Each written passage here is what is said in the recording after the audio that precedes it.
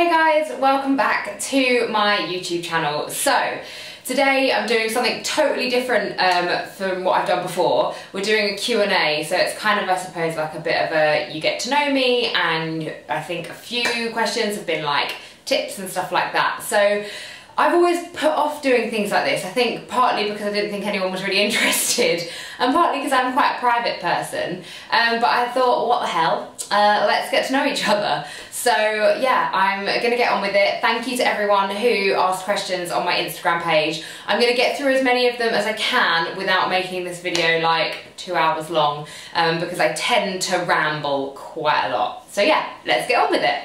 So question number one is quite a big one actually. It's what are my life goals and where do I think I'll see myself in 5 years? Oh, such a major interview question.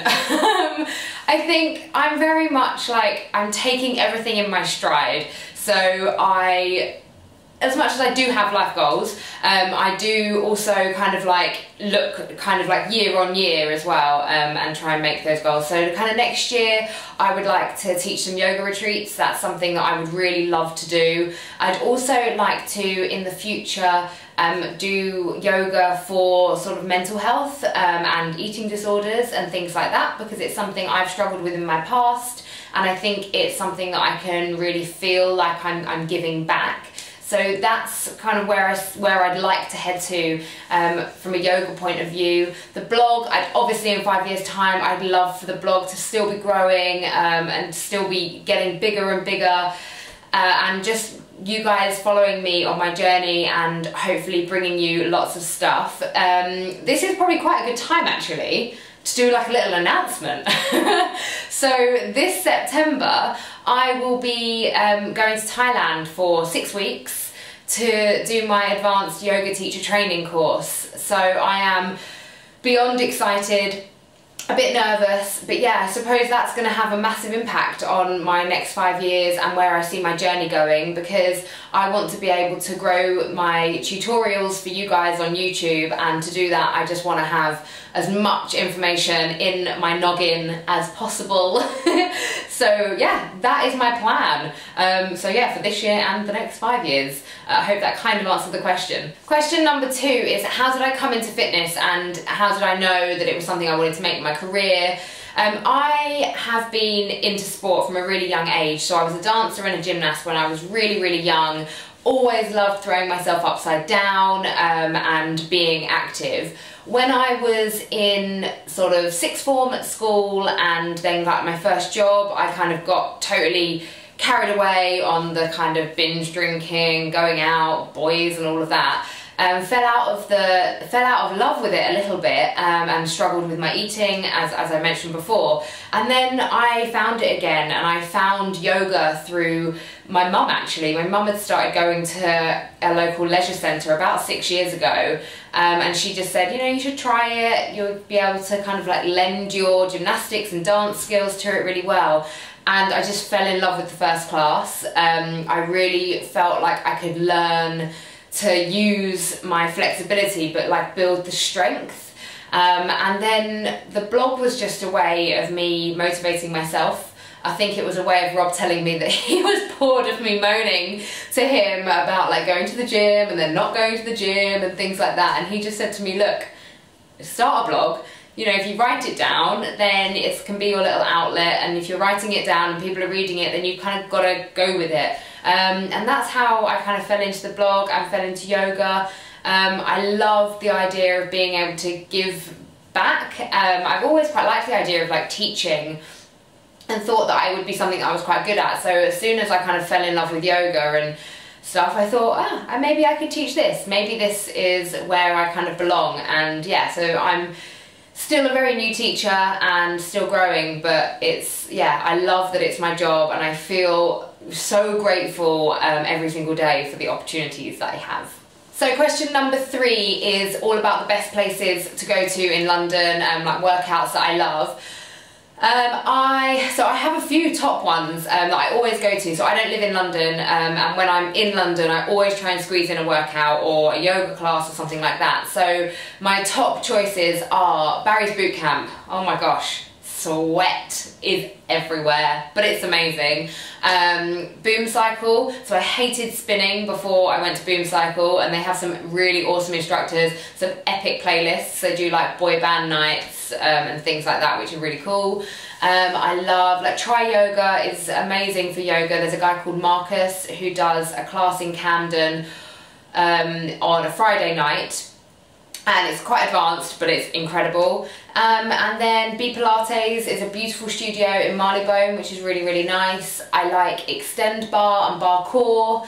I'm just reeling off all of the ones that I go to, but yeah, there are some incredible places in London. So yeah, you will without a doubt find an adventure and find a fitness studio somewhere. Hopefully some of those will be good for you to try. Question number 4, I love. I'm going to tell you who. Abby Bauer. She said, who keeps you grounded when times are tough? Sorry, I haven't read out everyone's names. I'll try and do that from now on.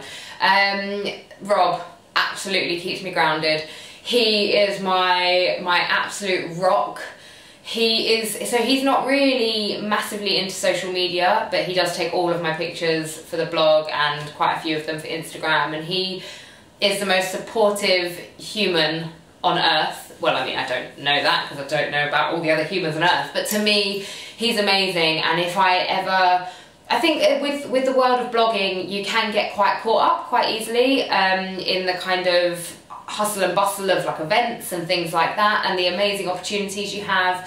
So he very much keeps me grounded, and he is also just incredible. Like, you know, I have down days. I have quite a few down days. Like, I'm totally human and totally normal.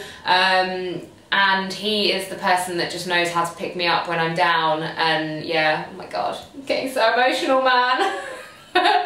Just totally love him. He's wonderful. Anyway, I'm gonna move on from that one. Next question is from Izzy Honeywood. That is a great surname. Izzy, if that's your real surname, I want your surname. I want to be a Honeywood. That's quite cute. The question is, has my diet always been really good? And yeah, no, is the answer to that. Like I said, when I was going through that kind of not really into fitness, I was kind of like binge drinking, and then the day after I would like just eat rubbish.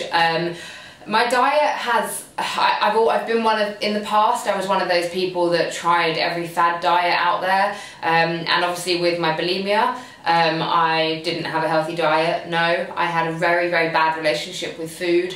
It's something that I have grown to love and grown to enjoy and embrace. So yeah, my diet has been something that's really evolved over the last, what, 4 years, and now I think I have a very balanced diet. You know, I have weeks where it's a bit up and a bit down. Like last week we went away and I just very much indulged, and it was really nice. Like the guilt wasn't there for that, and it was nice to just eat everything I wanted to eat, just knowing that I'm very much going to come back and have my balanced diet. So yeah, it's definitely something that you can get into. It's just trying to make the healthy eating a bit of a habit, and just about balance. I know that's like word of the moment and everyone talks about it, but it's so true. Like everything in moderation. And it's funny, you know, my mum and my dad, whenever I was younger and I was going through all these like health, like eating disorder issues, my parents would always say, you know, it's just about eating in moderation. And I was like, no, Mum, I need to cut out this and cut out that and cut out this. And she's like,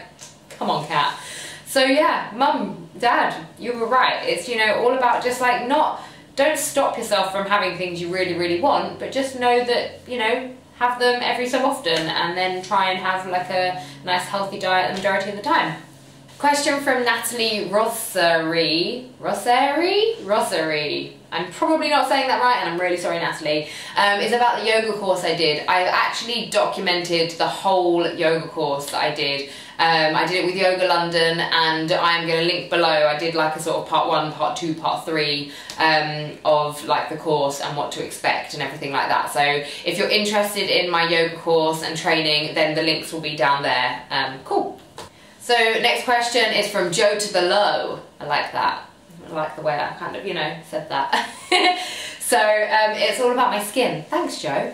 saying my skin looked really flawless. I'm not gonna lie, I've been very, very fortunate with my skin.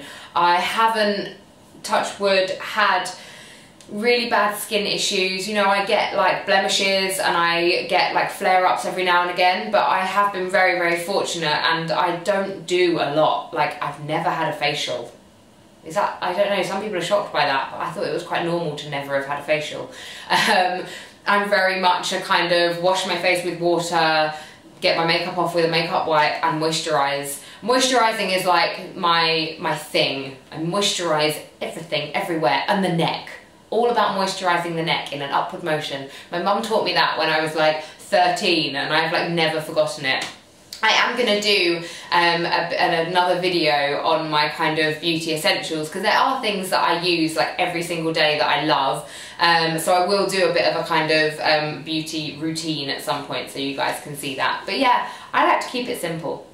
So a question from Michelle Tilly, Michelle Tilly, is how do I keep myself motivated? I'm a very self-motivated person. Like, once I kind of like got into the habit of going to the gym and working out, it all kind of, that whole being active thing just came flooding back to me, and I love the feeling of like, either the feeling of feeling totally relaxed after yoga or feeling totally pumped after a workout. Like, I really thrive for that feeling, and that is why, that's what motivates me to go out the door and go for a run or go to a class or get on my mat. I just really enjoy that kind of like happy level of yeah, feeling. And if there are days when, obviously there's going to be days where I'm not feeling up to that, I love Instagram. I totally, like, you'd like to hope that I love Instagram, right? I just scroll through my feed and look at all of the other inspirational ladies who are like doing their thing and like rocking their gym vibes, and I just think, yeah, I can do this. So yeah, if it's not coming from within, then I'm getting it from Instagram. So I think I'm going to make this my final question, just because otherwise it's going to drag on and I will bore you all. But what I'll probably do is do another video with the rest of the questions so that I can do all of those for you.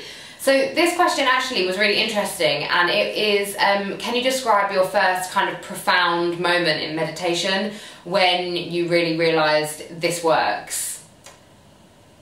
I don't think I've had a profound moment. I think I'm still discovering that, if I'm totally honest. Like, I love meditation. I love that mindfulness. I love just sitting and being, and you know, and it's hard. When I say I love it, it doesn't come easy to me. I don't think, I think if everyone was honest, like, it doesn't come easy to so many people. That trying to kind of let the thoughts pass through the mind and not kind of dwell on them or go into them or let the thoughts drift, that is really, really tough. I did go to a meditation workshop, and that was amazing, and I think there was a moment, a really small moment in that, where I was in a totally different place. I was sort of in this, on this level that was kind of higher than where my mind is now. But it wasn't like a kind of eureka moment where I was like, oh my god, every day is going to be meditation, it's going to be amazing. I think that it's just important to try and have a little bit of silence and a little bit of time for you. I think that's like the most important thing, whether or not it's a big wow moment. I just keep trying and keep going for it. Okay, so hopefully you found that all interesting. I've got a bit of a sore throat from talking so much. I will, like I said, I'll try and do another video where I answer some of the other questions. I will link below to all of the things that I mentioned that I would link to, and yeah, any other questions, just comment below and I will add them into my next video. So thank you so much for watching, and I hope that you've learned a little bit about me, and yeah, that's about it really. Thank you so much for watching, and I will be back with another video soon.